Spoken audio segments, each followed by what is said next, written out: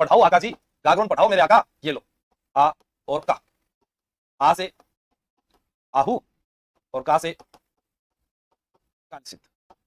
गागरोन दुर्ग कहां है? तो हम जिला कौन सा पढ़ रहे हैं आज? झालावाड़। तो आपको याद हो गया, झालावाड़ में गागरोन का दुर्ग है। हुकुम मेरे आका, आहू और कालीसिंध नदियों के संगम पर। याद हो गया ना सभी को? हाँ, नदियों के संगम पर जुटा कार्य भर दिया करो भाई, संगम पर।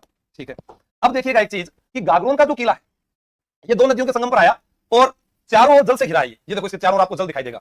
तो चारों ओर जल से घिरा है तो इसे कहते हैं ओदक दुर्ग। ओदक दुर्ग, चारों ओर जल से घिरा है। ठीक है, अब आपको मैं बता दूं, यह दुर्ग जो है बिना किसी नींव के सीधा चट्टान पर बनाया गया, पर बनाया बिना किसी नींव के सीधा चट्टान पर बनाया गया। अब यहां पर एक चीज और याद रखनी है आपको कि गागरोन दुर्ग, इसका निर्माण करता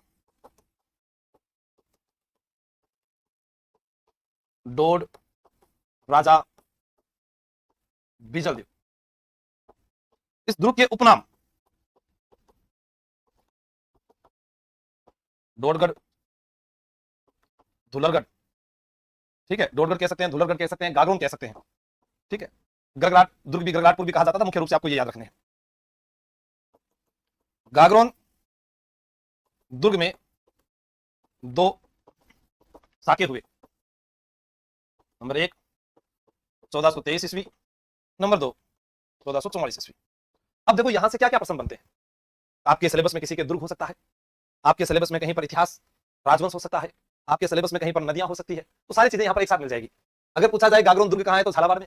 किन नदियों के संगम पर? आहू व कालीसिंध नदियों के संगम पर। फिर पूछा जाए कि राजस्थान में गागरोन दुर्ग में साके कितने हुए? 2। और साहित्य भी बहुत अच्छा जुड़ा हुआ है यहां से, वेली किशन रुक्मणी री, संत भी बहुत अच्छे हुए हैं यहां पर, संत पीपा, जिनके बारे में भी पढ़ेंगे अपने। तो एक बार आप लिखे। हाँ सोनू जी।